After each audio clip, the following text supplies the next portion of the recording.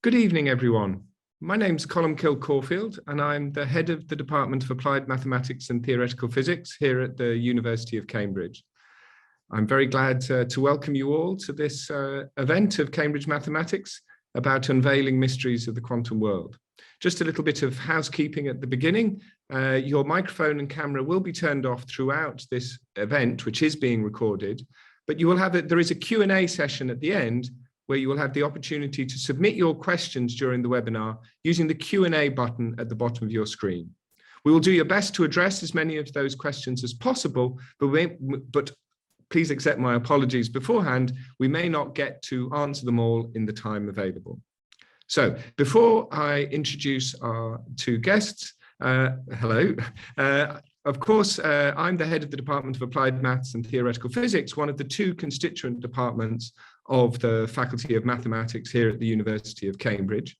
Now those two, the other department being the Department of Pure Mathematics and Mathematical Statistics. Now between those two departments, there are about now 120 full-time members of academic staff, about 130 researchers, varying between newly minted postdocs and more senior college researchers, about somewhere over 300 PhD students.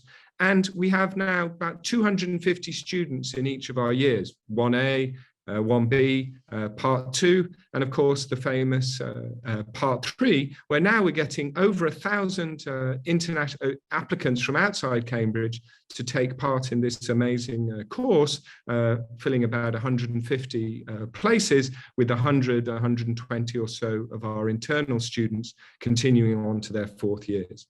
Now, of course, it's a very, very active research community here at the Centre for Mathematical Sciences, where we have over £20 million of external research funding coming in every year. And we do research across the whole of mathematical sciences. Being from the Department of Applied Mathematics and Theoretical Physics, I particularly want to make you think about our traditional strengths in applied mathematics and theoretical physics. And today what we're going to focus on is in particular our activities in quantum mechanics and quantum information, because the importance not only of understanding physics, but understanding information in all its forms is becoming increasingly important, both in the world we live in, but also in the academic research that we conduct here in Cambridge. So to talk us through those two things, I'd like to introduce my two colleagues who are going to be talking to you about this.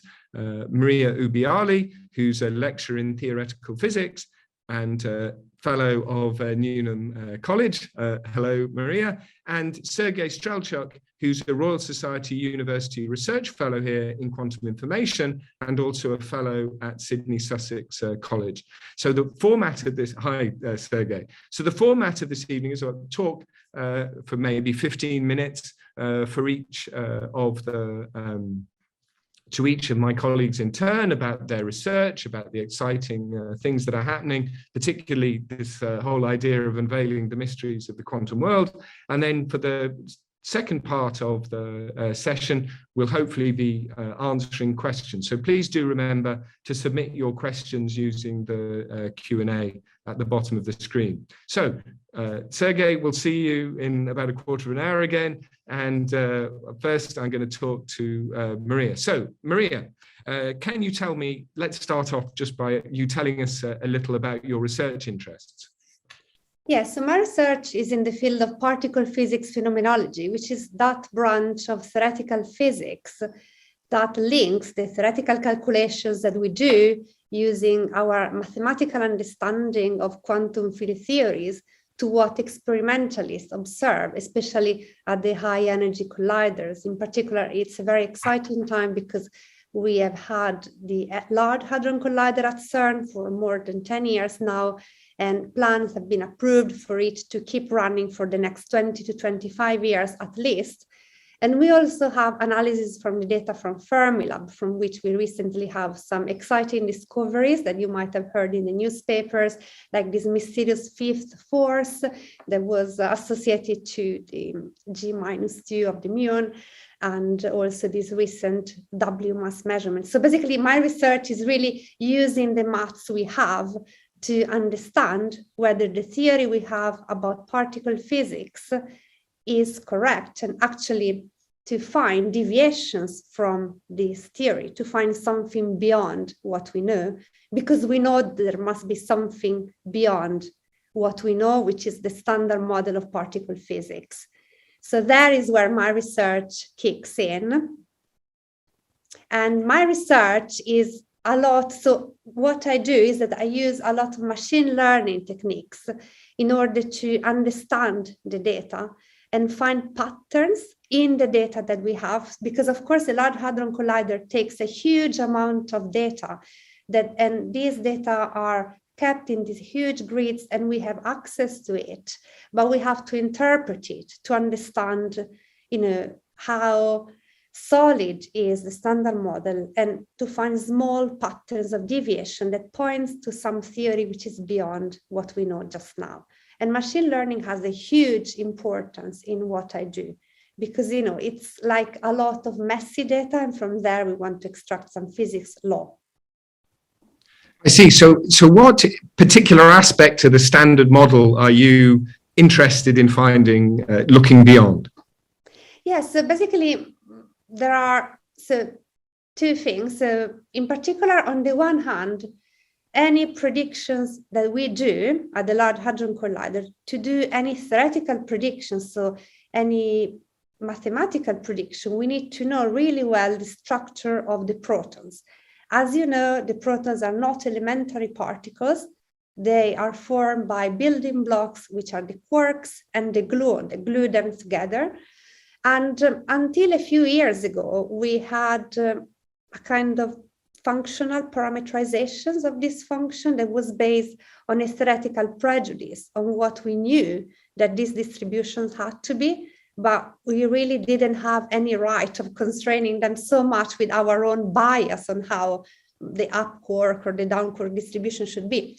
So what I introduced 10 years ago was to parameterize the structure of the proton using a deep neural network. In this way, what we know about the proton that doesn't come from pure theory, it's extrapolating from the data in an unbiased way. So basically we learn from the experimental data that come in what is this unknown part of the structure of the proton without biasing it. And this has made us do a lot of steps forward, because as a result, all the theoretical predictions that we do in order to verify or falsify the standard model are much more solid, and they do rely on a kind of data-driven approach. Now, this is combined with this idea of finding patterns of new physics, because by now we have a lot of hints that, for example, what is responsible of this fifth force that you might have read on the BBC or international newspaper is some particle that is extremely heavy. So we need to have a huge amount of energy to create it at particle colliders. And we are not nearly close to be able to create it just now. So that's something that will happen at least in 50 to 100 years, perhaps. So what we are trying to do is to say, okay, we cannot wait 100 years in order to understand what that particle that generates this fifth force that couples the electron differently with respect to the muons, which are the heavy cousins. So what if we cannot wait 100 years? So we use maths again, and we do some expansions of our theory. And this expansion results in some ordered patterns of deviations in the data. And to do that, again, I apply what I learned to do with the protons onto these patterns of new physics. So these are the two main things. And now I got this big grant from European Union to put them together. So because we want to understand from the data these two things at the same time. So patterns of new physics, it's like a telescope towards high energies and structure of the protons. So the kind of microcosmos and the macrocosmos together using the data that we have.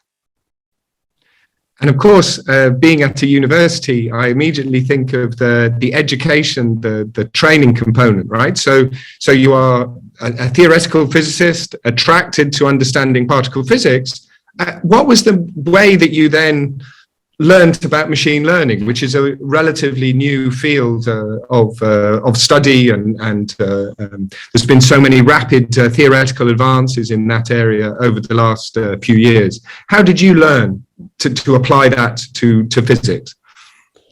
So when I started my PhD, I knew nothing about computers. For me, it was not even writing hello world in some obscure LaTeX 77 program. And I had to learn, because we realized at that point, when I started my PhD in 2006, that our way of parameterizing the unknown was not good enough. So the simple functions that we could compute analytically, they were really creating a bottleneck in our understanding of nature. So this kind of curiosity-driven research, so this idea that we want the data to tell us what nature can reveal rather than our bias, on, for example, because all these parameterizations were based on what we already know. And we want what we already know to be broken by something new. So somehow we wanted to say, let the data drive us, And that's when I started. It was a very simple implementation of this feed-forward neural network to parameterize the functional form of the proton. But then, of course, in time, at the same time, computer science had found much better ways of devising neural network, of training them, all these TensorFlow techniques. So I had to learn a lot, and I keep learning, I have to say, during my research, through also my students and my postdocs. So I think that really these fundamental questions bring us to the edge of what is the current technologies in computer science and in machine learning. And so do you think there are opportunities to develop new machine learning algorithms, new AI that are specifically directed towards addressing the particle physics, the challenges that you are interested in?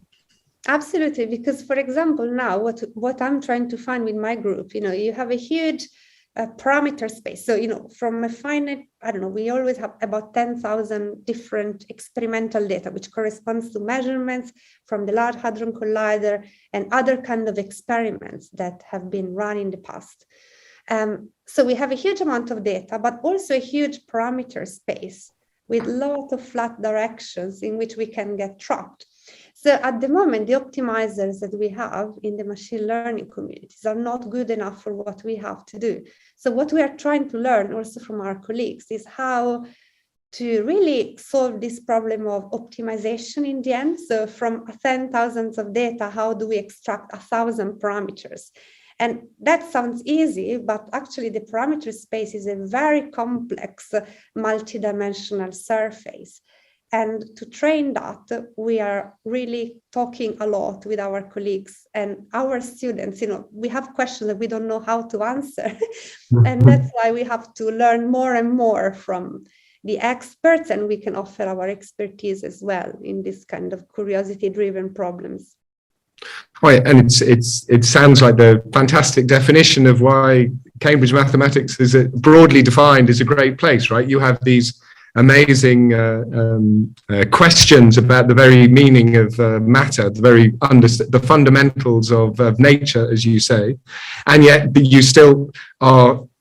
Your group is groping towards formulating really interesting mathematical and computational questions that need addressing, these very flat parameter spaces with really challenging optimization questions. What would you say is your real how can I put it? The bottleneck of expertise and skills for your research group. What would make your life better? Of course, PhD students are great because more, and it's harder and harder to get them. But Once we get them, they come with a beautiful and very profound mathematical background, a lot of theoretical background. They're very good at doing quantum field theory computations, and we definitely need that part because this goes into all these feats I was talking about. But somehow they start either from scratch or from a very low level of computational abilities, in a sense, compared to which is the same as when I started, compared to what we need to do, compared to the problems we need to answer, to try to solve. So the kind of training they get has to be matched a bit. They have to get some extra training to get hand-on the computational aspect. And to do that, they don't need to know anything about theoretical physics, because there we are really learning about data science in a sense. So yeah, I think that learning about data science is something the university is really focusing on. We've got this new AI at CAM initiative, the department, there's this interdisciplinary research center, the Cambridge Centre for Data-Driven Discovery. We're really trying to and you are involved in this new master's program for data-intensive science, which is exactly trying to get people to learn these new skills. That's fantastic. So I see there's David has already put a very appropriate question in the chat that I'd like to ask you. Could you give us an example of a property of the proton that's emerged from the experimental data in your analysis, as opposed to from theory? Yes. Absolutely, that's a very great question. So the proton we parameterize with functions of two variables. So they have a physical meaning. So each function, so for example, the probability of finding an up-type quark inside the proton depends on x, which is the fraction of the total momentum of the proton that the quark carries, and e, which is the energy scale at which we are observing the proton. So there are two variables that have a precise physical meaning. The dependence on E is something which is completely determined by using quantum field theory. In particular, if we solve perturbative quantum chromodynamics, we get the dependence of the proton from the energy really, really well. Okay, so that's something that the theory predicts. But the dependence on X, so how the quark probability changing as a function of the fraction of momentum carried by the proton, that's something that the theory doesn't tell us, is what we call a non-perturbative thing. So unless we solve QCD, at that point we win $1 billion of dollars, we are not able to extract the X dependence from the theory. So that is something that comes from the data. And that's a very, very important information that we don't have purely from theory. Well, that sounds fantastic, because there is an example of the classic theory, the classic modern theory that gives you one of them, the E, really, really accurately, and then the other one is still unknown, and so it's using the mathematics to analyze the data in a very sophisticated fashion moves forward the way to calculate that. That's just fantastic, and just an example of how quantum mechanics and mathematics can interact. So maybe this is a very good moment to thank you, Maria, for that introduction to your fascinating research, and we'll now switch over to a brief chat with Sergei about his research in the quantum field. So, hi, Sergei. Hello. So please, why don't you tell us about your research interests? So I broadly work in the field of quantum algorithms and quantum computing. I was initially drawn to this new way of performing computation. I was quite intrigued of how one can use laws of quantum mechanics to achieve some of the remarkable speedups on paper back in the day, but now more and more practical, over classical desktop computers, supercomputers, even supercomputers when it comes to factoring numbers, solving various optimization problems in a variety of applied areas, and even tackling some of the notoriously difficult tasks of simulating other quantum systems. This is something that is extremely tough for classical computers, and quantum computers can help here. It was been observed some 30 years ago, more than that actually, by Feynman, that instead of throwing all classical computational power at the problem, why not use another quantum system, a quantum computer that is, to simulate a quantum system of interest.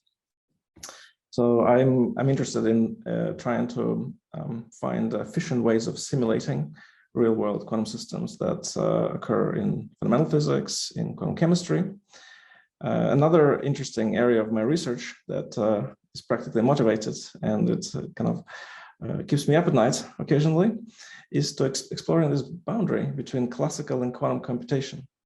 It's a rather delicate boundary, and you can kind of think about introducing a number of models that at the outset do not represent anything more powerful than your classical desktop computer, but then you start adding some extra ingredients, be it quantum states or extra quantum operations, and all of a sudden, once you supplement these models with these extra resources, they quickly regain kind of full computational power. So I'm trying to understand what is the nature of quantum speedups and what's responsible for that. So in this line of work, I also think about verifying quantum computations. So as I mentioned already, when we have a big quantum computer, it's notoriously difficult to simulate it on a classical machine. And we want to find methods. Nevertheless, we would like to understand whether the big expensive box that we buy from a vendor does it operate as we want, or it just spits some gibberish and we got to believe it because we have no way of probing it. So I developed some of the new methods that test these devices and give us some trust in their functioning. Okay, so but what makes or what can make a quantum computer more powerful than a classical computer? How does it work? Right, that's a very good question. In fact, for a very long time, people thought that entanglement is the secret sauce behind quantum computation. If your quantum system possesses entanglement, your particles, your qubits that you use to do the computation are entangled in some particular way, then you should be able to beat classical computation. You should be able to run quantum programs, run quantum evolutions that exceed, that are powerful and that are interesting and that sort of recover the full power of quantum computation. However, it turned out that it's not so simple. In fact, if states are too entangled, then it's very difficult to perform any meaningful quantum computations on these qubits. And equally, some years later, or fairly recently actually, there are results that show that you can run efficient quantum algorithms like Grover's algorithm, for example, which is a search in an unstructured database. You can run it when your circuit, your quantum qubits, they possess vanishing amount of entanglement in the limit of large n. So entanglement is necessary. However, one thing that is clear, that if there's no entanglement at all, then you are no better than classical computer. So entanglement is necessary, but exactly how much you need is a very tricky question. There are many other effects that people investigate. One such extra resource that may endow quantum computers some extra power is preparing a particular input states that are called, ironically, magic states. So you can have your computer, you have your particular input state, your particular quantum gates that you execute, and you may be no better than your classical computer. However, when you allow yourself supplement the input state with the extra inputs, very particularly manufactured states, magic states, then turns out you can quickly recover the full breadth and strength of quantum computation. And you can go ahead and use your quantum computer pretty much in anything. You can throw it at anything that's you want. That all sounds very exciting. So what are the main obstacles to actual implementation of quantum computers? Well, it's actually a very interesting time that we live in now. We've got an arms race now. We have a number of companies, countries that's heavily investing in quantum technology. And there are perhaps half a dozen or more than that, actually, different architectures that realize quantum computation. One such architecture is superconducting qubits. Another one is ion traps. Then you have qubits in silicon, and so on and so forth. And a priori, it's not clear which one is going to be more scalable. And the problem, of course, is we can build small computers. We can build computers with 10, 20, 30, even 50. Well, recently IBM built a 127 qubit computer, but it becomes extremely difficult to control it and to protect it against noise. And you have to play a very delicate game here. On one hand, you want to protect your qubits from external noise, but on the other hand, you don't want to protect it too much, because if you overdo it, then your qubits won't be able to talk to its neighbors. They were so insulated that they can happily keep their coherent state, but they won't be very useful for computation. So noise is a major obstacle in this case. So what people do? People come up with error correction codes. So noise introduces errors, and we would like to find ways of encoding quantum information in your quantum circuit in a way that makes it immune to noise, to distortion. And this is easily said than done. There are wonderful error correction codes, but they require a lot of resources to implement, tens of thousands of physical qubits to implement one logical qubit that will live forever and will be sort of properly shielded from external noise and perturbations that comes from a variety of sources, be it shielding or perhaps material imperfection or whatnot. However, people thought, well, practical error correction is probably about 10, 20, 30 years away. We don't know. Could be sooner, could be later. So people got a few clever ideas up their sleeve, and they introduced something that's called error mitigation. So this is a set of techniques that allows to dramatically prolong the coherent lifespan of quantum devices. So they are alive in a good state for much longer, so you can run more things on it.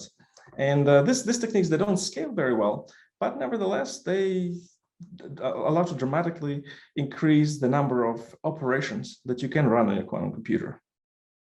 So this is where we are at the moment. So this is the industry take of things. So these are, as you can imagine, multi-million-dollar, even billion-dollar enterprises. And it's a bit of a horse race. You never know which architecture will come first to the finish line, and you kind of have to bet on it somehow. So this is a domain of big players, of industry and businesses. So which brings us to an interesting question. So where do we stand here academically?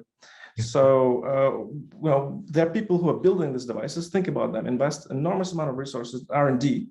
And we here in Cambridge, in our group, we think about what can we do with them. We think about problems that can enjoy quantum speedups. We think about what are the structures of problems that make them amenable to be sped up on a quantum computer. What is it? What particular properties of functions we want to optimize, or systems that we want to simulate, that give us this edge that when we use quantum computer, we can dramatically outperform anything we have classically, any classical method for that matter. And this kind of academic environment allows us to be essentially free and unconstrained. We can think about all kinds of things, we can try all kinds of things, and sometimes we surprise ourselves with nice and interesting discoveries.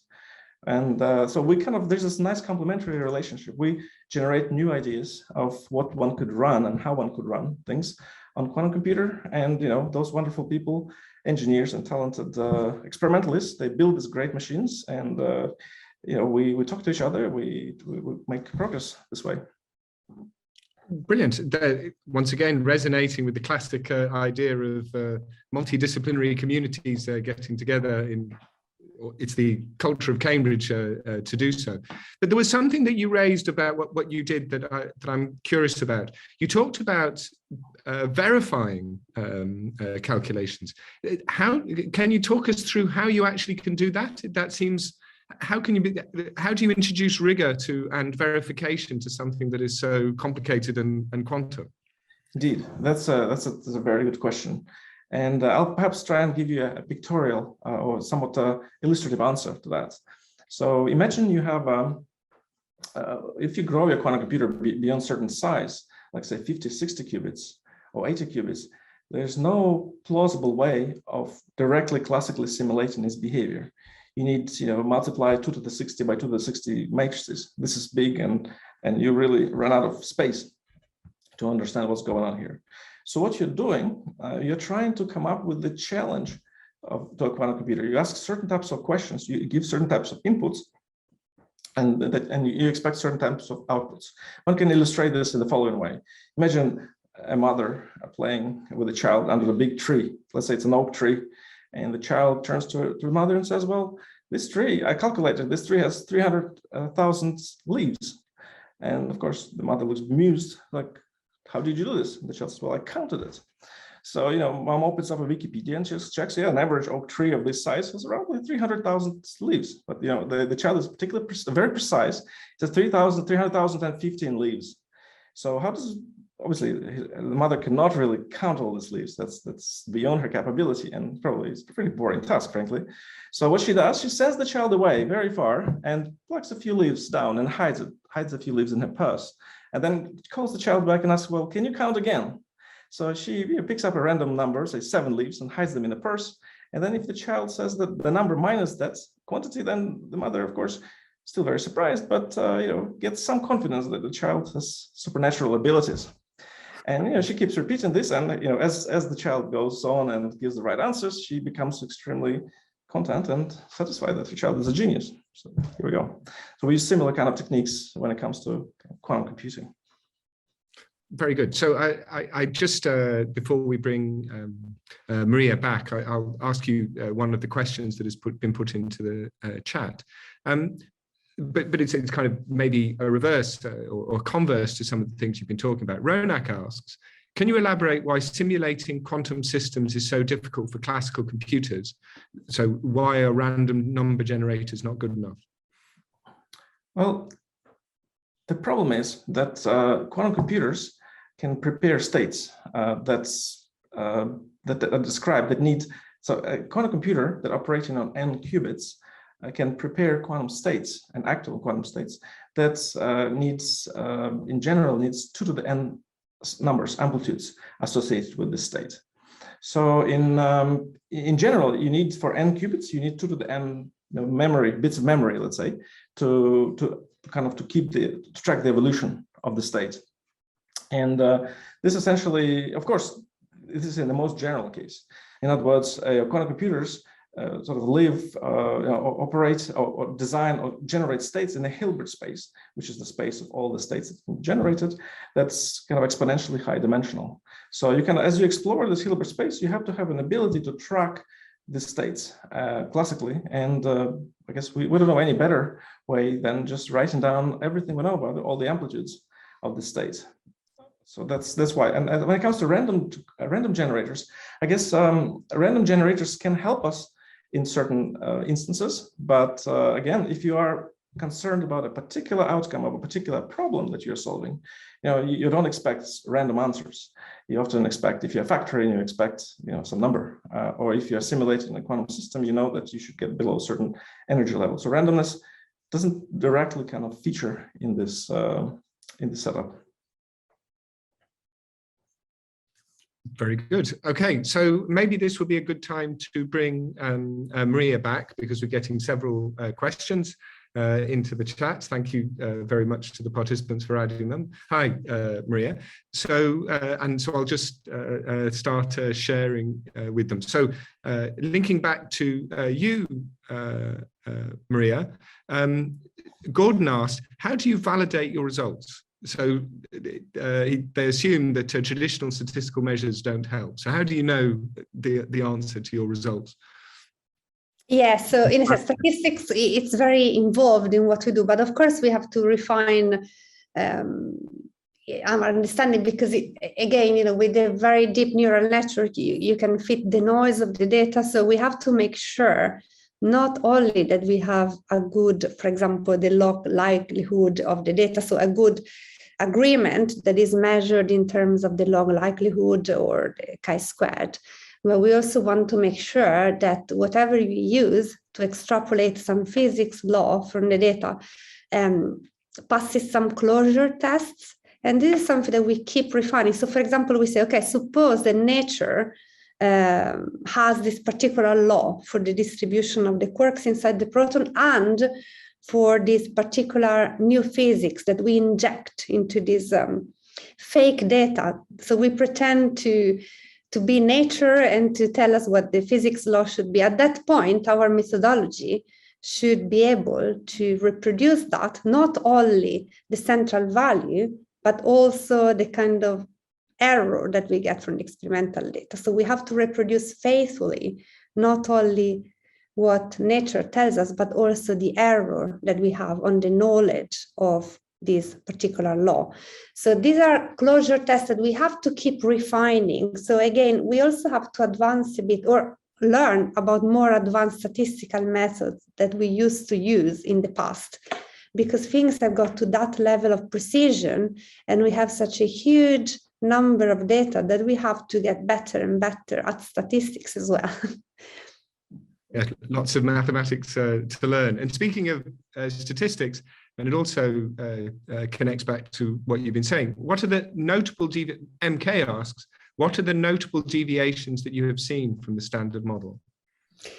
Yes, that's a very interesting story because, so the standard model before the start of the LHC had been verified to really unprecedented level. I don't think there has been theory that has been tested to the level of precision that the standard model has been tested to. For example, LEP, which is the ancestor of the LHC, where electron and anti-electron were collided against each other, we measured things to, for example, some property of the electron up to the 20th significant digit, which is amazing. It's a level of precision that we never reached before.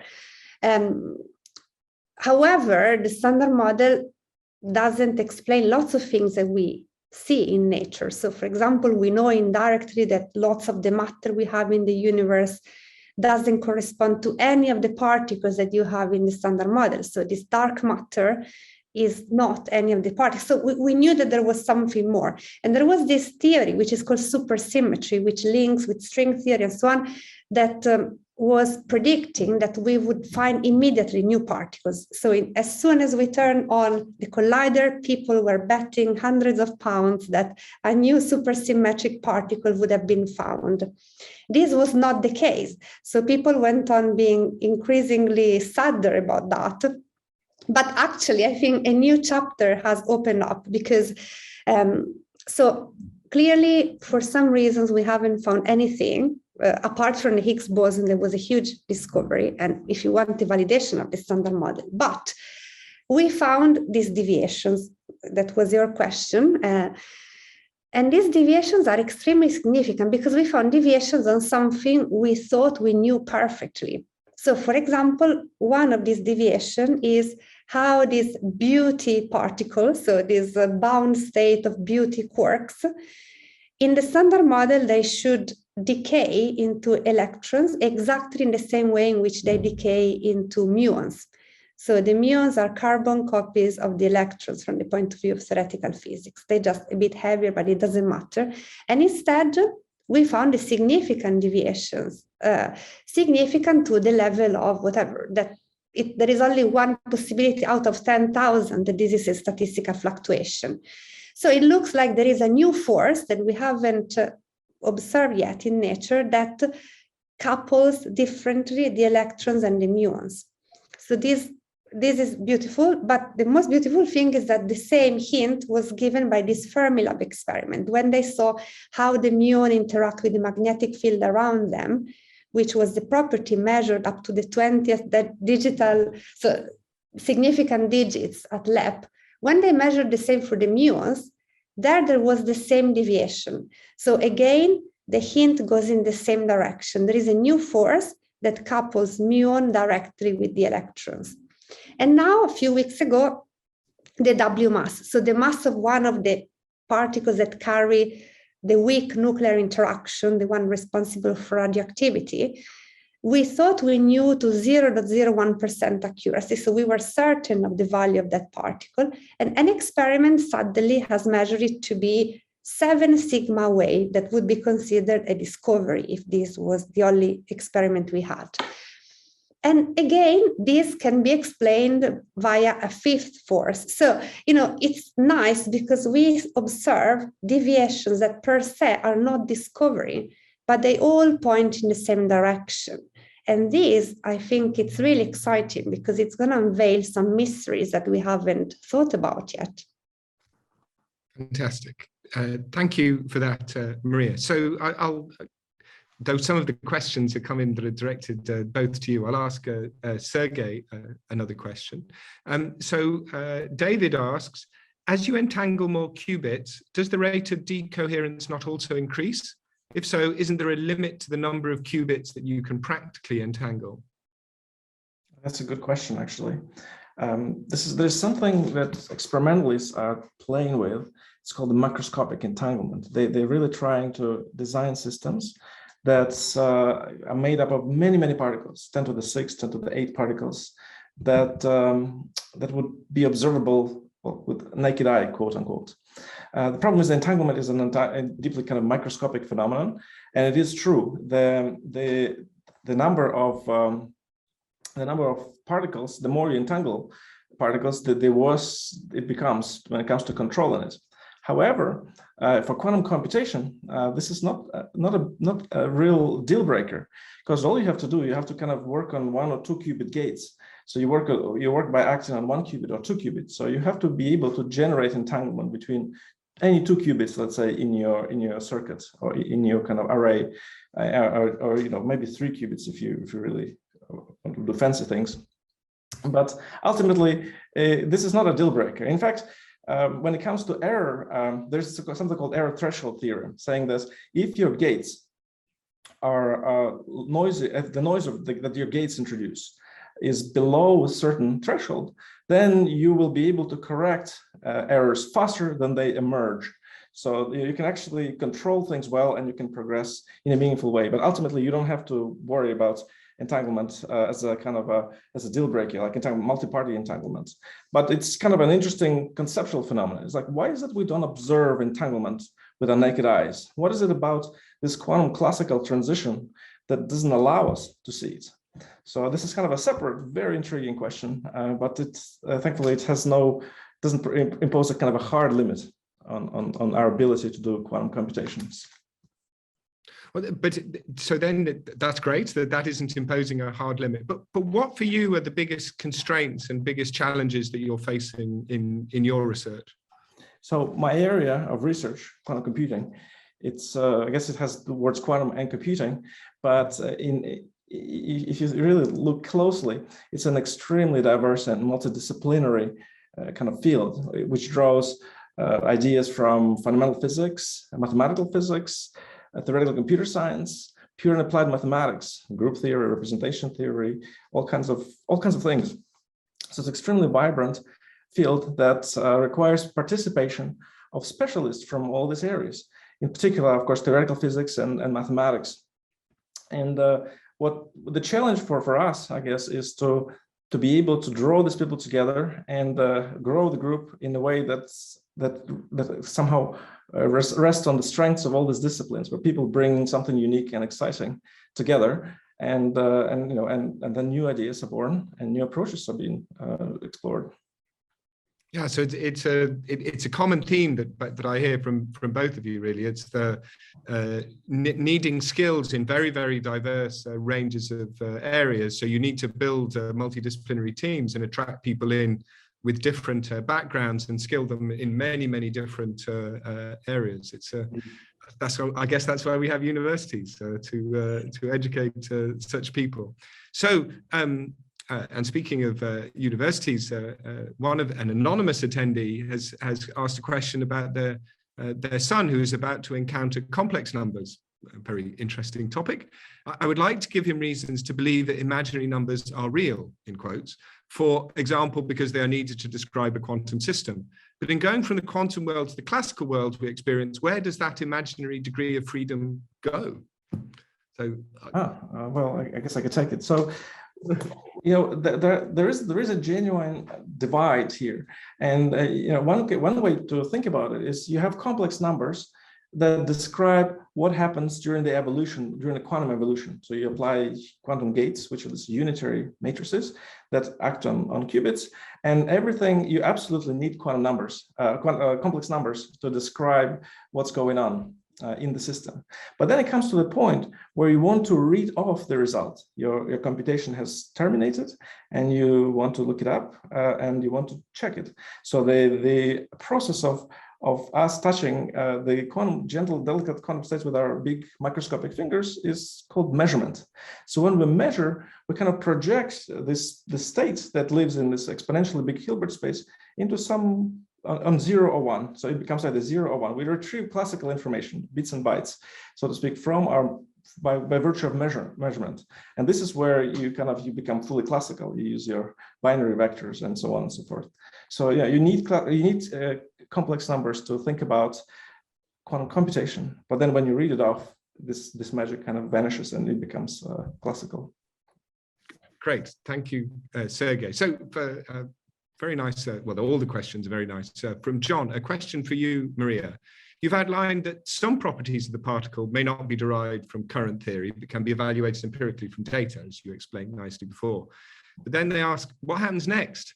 How is the theory being expanded to accommodate the empirical evidence?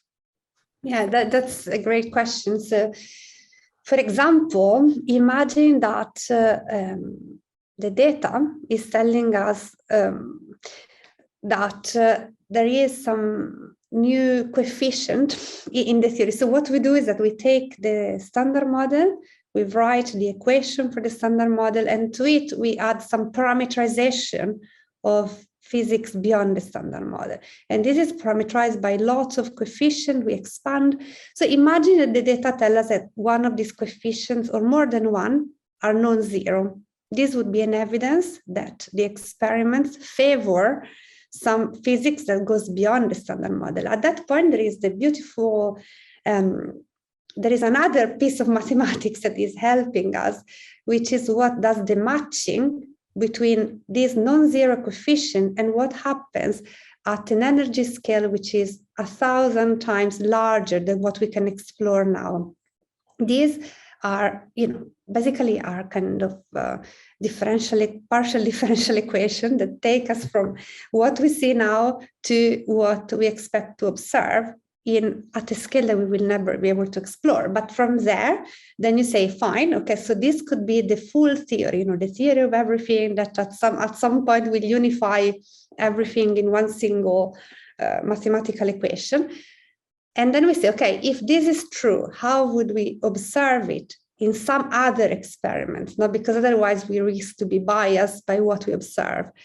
And this is how we evolve. So basically the experimental preferences feed onto the theory, and the theory feeds us onto some new experimental probes that we have to think about together with our experimental friends. And if that is true, then we have discovered something, not only discover something new, because this would be already the evidences that I said, but discover what the something new is, so the content of these new things that the data are hinting us towards. Fantastic. So it very nicely connected with that question is a question from Thomas and about the neural nets. Could you comment on how you move from high dimensional parameter space of neural networks to interpretable models? The deep model may point to new physics, but it still takes a physicist like you to cook up the fifth force, or perhaps may this be inferred from some layer of the model directly?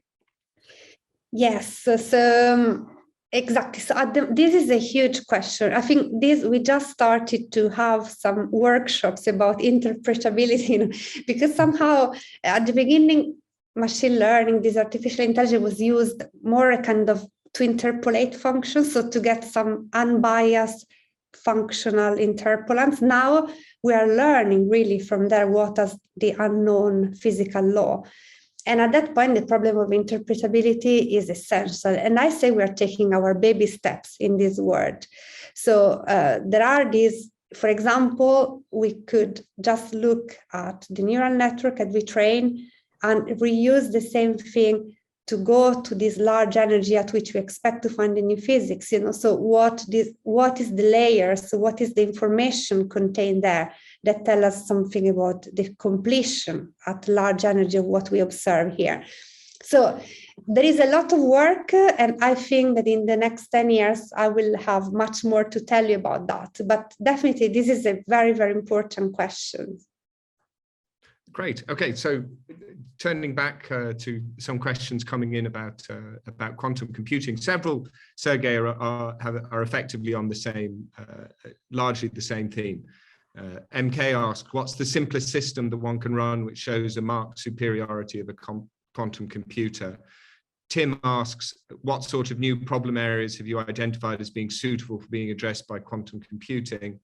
And also, the anonymous attendee has said, can you give a few examples of current real-world problems that are difficult to solve using high-performance computing? It would be a doddle if you could just get the quantum computers to work. So where's the superiority, Sergei? I guess I'll start from the last question. So I guess the paradigmatic problem that quantum computers, once they get to a large scale and you can kind of control your qubits very well, the paradigmatic problem that was discovered in 1994 by Peter Shor was the problem of factoring large numbers. So this is what proverbially breaks all the RSA, all the cryptography, which is obviously worrying, but this is something that we don't know. We currently don't know whether there exists an efficient classical algorithm that solves factoring. It may be one day someone discovers it, but so far we don't know if there exists one, and people tried for many decades, and it is a difficult problem. However, quantum computers can do it in polynomial time, whereas classical computers need exponential time in the size of a problem to address this question. So another good example that is harder to kind of much formalize with the classical computer, kind of quick in terms of their relative power, is the simulating quantum systems. So you have a system described by a Hamiltonian. This could be some kind of electronic structure Hamiltonian that describes molecules, and you want to understand what's the ground state is, what's the lowest energy you can get, and so on and so forth. And this Hamiltonian itself is a big matrix. So for n degrees of freedom, typically that's 2 to the n by 2 to the n matrix. So for n, like say 50, 100, 200, well, good luck doing it on a classical computer. You can't really even write it down properly. So for quantum computers, for scalable quantum computers with hundreds of qubits, not even thousands, but hundreds of reasonably high longevity. I'm not talking about longevity ad infinitum. I'm talking about longevity that could last hours or so. They could run tens of thousands of gates. This kind of quantum computers, they would be able to give us some insights into the ground state structure, some answers about what's happening in those cases, on those levels. And when it comes to kind of a practical supremacy problems, quantum advantage problems, often in this field is called quantum supremacy. This is also a very tricky field, a tricky question, I would say, because if you remember in 2019, Google announced that they've implemented the first quantum supremacy task. So they've had a computational task evaluating a particular function that is not particularly useful at all, but for various reasons it was not known to be efficiently computable on a classical machine, and they could do it on a quantum computer. So fast forward to 2022, and this has been people were able to simulate this quantum computer on a classical computer, and the amount of resources they needed was basically half a day on a laptop. So it's a bit of a cat or mouse. You push a boundary of knowledge with a quantum computer, and then classical people sometimes using clever heuristic methods can reproduce this, but many times they can't. So in this particular case, the supremacy question, is quite open for the Google machine. But I think once you get scalable computers in hundreds of qubits, which is, we expect 200 qubit computer at the end of this year, I suppose, by various companies. But we're talking about 1,000 would probably be, we'll get 1,000 qubits computer that's reasonably noisy, not amazing, not too noisy, but not too sort of perfect by, in a few years' time, by perhaps IBM. That's my guess. Other companies are available, remember. so there we are. Very good. So just as we come to the conclusion, there's a very nice question from Ronak, which I'd like to ask to both of you in turn. So Maria first, what is the most elegant, beautiful algorithm or result you have seen in your research? What's been the most beautiful thing you've seen? In terms of algorithm? Not in terms of beauty of the result, it could be as well, whatever. What did you think? Oh, that's cute. Yeah, the beauty, I think one of the most beautiful things is really, so somehow this try to interpret a bit variety of phenomena with one interpretation and to see if that works, so of course, if this was the end of the story, we would be but I have seen sometimes that when you put an hypothesis, for example, of what new physics might explain dark matter, and you put it in an algorithm and you simulate the data, and then things starts to make sense. So the beauty of being able to, if you want, play nature and then try to see how from a kind of our limited perspective we understand what nature is telling us. So understanding the goodness of our fit and where it doesn't fit with the ideas we have. I don't know. So it's not a single algorithm. You need a big machinery to do that. But looking at the results with a kind of simplifying interpretation, that's, I think, one of the moments where I feel amazed that it might work, So who tells us that the mathematics that suggests us new theory must be true, that the data must correspond to some ideas that we have because of some beautiful mathematics or symmetries that somehow we have in our head. So I think, this then translated into all the statistical interpretation, it's extremely beautiful. Fantastic. That's yes. When mathematics just is so elegant, it's got to be right, and that it matches the data. It's amazing. And Sergei, how about for you? I think I would rate one of the most beautiful and intriguing results personally for me is the one that really got me into the whole field. This is why I chose to do PhD, and it has to do with perhaps less computational things, but more information theoretic things. So there's this wonderful and rather intriguing phenomenon called so-called superactivation. So imagine you have two quantum channels, two wires, let's say, fiber optic cables that can transport electrons. And imagine they are broken down. Someone just cut them, and they are unable to transmit any quantum information. And you're not able to kind of generate an entanglement between parties using this faulty channel. So in quantum communication, we say these channels have zero capacity. So you have two channels that have zero capacity on its own right. If you use them, no matter how clever you are, there's a mathematical proof that they have zero capacity. However, when you combine them together and send the entangled state in a clever way, then all of a sudden they unlock each other and they regain their nearly full capacity. So all of a sudden, combining these two individually useless resources, you all of a sudden regain the capacity. The photons start flowing, entanglement starts being shared. It's quite remarkable. You can think of it as a cat that's blind on one eye. When one eye it looks with one eye or the other eye, but then when both eyes are open, all of a sudden the cat can see and can see full well. So this really, I find this still very perplexing and contrary to what my classical intuition, which I was born and then developed, gives me. This is what I still marvel about. Also, that's a fantastic way, I think, to end that the mysteries of the quantum world makes the cat see and allows Maria also to see the symmetry and the beauty of nature. So thank you very much to both of you for sharing your amazing work and your clear love for what you do. Thank you to everybody online participating in this webinar who asked all the questions. I'm sorry I haven't been able to get to all of them, but I hope you found this session as inspiring and interesting as I did. So thank you very much to all the participants. Thank you to Maria and Sergei. Thank you to Megan and Sarah for helping us set this up from CUDA. And thank you to all of you online who've listened for hearing about how exciting the work on quantum mysteries is here in the Faculty of Mathematics of the University of Cambridge. Thank you very much and goodbye.